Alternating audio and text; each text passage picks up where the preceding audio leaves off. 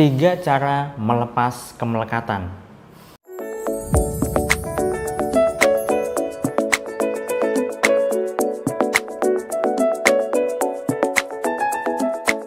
Assalamualaikum warahmatullahi wabarakatuh. Jumpa lagi dengan saya, Salam dan salam berlimpah. Sahabat, kali ini saya ingin membahas bagaimanakah caranya untuk bisa melepas kemelekatan itu sendiri. Nah, bagi Anda yang belum tahu apa itu kemelekatan itu artinya adalah kita melekat pada suatu hal. Kalau misalnya kita berharap terhadap doa yang kita panjatkan, kemudian pengharapan itu membuat diri kita menderita, berarti kita melekat. Atau ketika kita merasa khawatir terhadap masa depan kita, kehidupan kita, rezeki kita, kemudian rasa khawatir itu semakin menjadi-jadi, ya, maka itu juga melekat. Ketika Anda punya ketakutan atau trauma di masa lalu dan trauma itu masih Anda ingat-ingat atau mungkin masih Anda rasakan sampai sekarang, kemudian Anda belum bisa move on, belum bisa melupakan, itu artinya Anda melekat. Nah, tentu saja kemelekatan ini adalah sesuatu yang bisa membuat kita menderita. Itulah kenapa, agar kita tidak selalu menderita terhadap kemelekatan-kemelekatan di dalam kehidupan kita, saya akan sampaikan 3 hal bagaimanakah caranya untuk bisa melepas kemelekatan ini. Nah, apa saja itu? Pertama, Anda bisa alihkan atau alih fokuskan ke hal lain. Contoh, ketika Anda teringat pada sesuatu yang membuat Anda takut, membuat Anda merasa menderita, membuat Anda merasa sedih, membuat Anda merasa muncul rasa yang tidak nyaman, ya, maka Anda bisa alihkan ke hal yang lain. Contoh begini, saat Anda punya cicilan hutang, ya kan, kemudian Anda mikirnya, aduh ini cicilan hutang udah mau jatuh tempo ini, penghasilan turun lagi, orderan lagi sepi lagi, job lagi sepi lagi, misalnya seperti itu. Kemudian ketika Anda fokuskan pikiran Anda ke situ terus-menerus, otomatis yang terjadi apa? Ya, yang terjadi adalah penderitaan, bukan? Ketika Anda semakin menderita, otomatis kehidupan Anda menjadi tidak bahagia. Nah, caranya bagaimana? Alihkan saja. Misal Anda selama ini atau mungkin tadi terpikirkan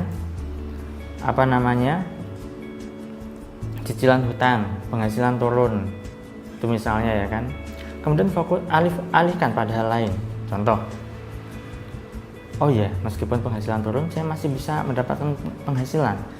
Alhamdulillah ya Allah, Anda mulai mensyukuri. Oh ya, meskipun cicilan hutang itu masih jatuh tempo beberapa hari ke depan misalnya, saya masih ada waktu, ya. Atau Anda bisa alihkan pada hal-hal yang bisa Anda syukuri terhadap kondisi Anda saat ini yang baik-baik. Contoh, Anda masih punya kesehatan kan saat ini, mata Anda masih bisa melihat dengan baik, organ tubuh Anda masih bekerja dengan normal, anggota tubuh Anda bisa Anda gunakan dengan baik, dan seterusnya. Ketika Anda bisa mengalihkan ke hal-hal lain yang bisa memberdayakan dalam hidup Anda, maka Anda sudah mulai berkurang rasa kemelekatan Anda, rasa ketakutan Anda, rasa kekhawatiran Anda, dan seterusnya. Itu yang pertama. Kemudian yang kedua adalah Anda bisa doakan orang lain.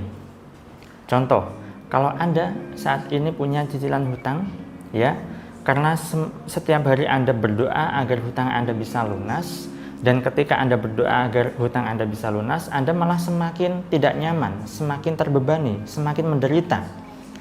Nah, lalu bagaimanakah caranya? Caranya adalah Anda cari orang lain yang juga punya hutang sama seperti Anda. Lebih bagus kalau misalnya Anda tahu jumlah nominalnya berapa, Anda tulis satu-satu siapa saja orang yang ingin Anda doakan. Setelah Anda ketemu daftar namanya, Anda mulai doakan mereka. Anda mulai berdoa dengan tulus agar hutang-hutang mereka itu bisa segera lunas. Ingat, ketika Anda berdoa untuk kepentingan diri Anda sendiri, keinginan diri Anda sendiri, itu artinya Anda akan semakin memupuk dan menyirami ego Anda.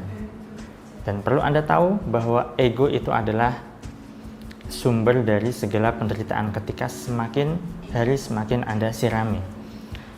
Mulailah berdoa untuk orang lain, mendoakan orang lain. Kalau Anda saat ini belum punya jodoh dan Anda sudah berdoa untuk diri Anda sendiri agar dimudahkan jodoh, tetapi jodoh Anda belum juga datang-datang, ya, lalu Anda semakin menderita, maka mulai sekarang sudah saatnya Anda mendoakan orang lain yang juga hajatnya sama dengan Anda, yaitu ingin disegerakan jodohnya. Nah, mulailah untuk banyak-banyak mendoakan orang lain, sahabat. Karena ketika Anda semakin sering mendoakan orang lain dengan tulus, maka kemelekatan Anda semakin berkurang. Bahkan Anda sudah tidak melekat lagi. Nah, itu yang kedua. Kemudian yang ketiga, yang terakhir adalah Anda pasrahkan semuanya kepada Allah. Iya, pasrah di sini bukan berarti putus asa, tetapi pasrah di sini adalah menyerahkan segala sesuatu. Hasilnya nanti seperti apa, itu urusan Allah. Ketika Anda sudah berusaha, sudah melakukan usaha secara lahiriah, ya, secara fisik, kemudian Anda pasrahkan, ya Allah, saya sudah melakukan ini, ya Allah, saya sudah melakukan A, B, C, D, E, ya Allah, untuk hasilnya saya serahkan semuanya kepadamu, ya Allah. Untuk hasilnya saya tidak tahu, mau bagus ataukah tidak, itu urusanmu, ya Allah. Saya sudah tidak punya wewenang lagi. Yang bisa saya lakukan adalah berupaya sebisa dan semampu saya, dan semuanya ini setelah saya lakukan, saya serahkan kepadamu.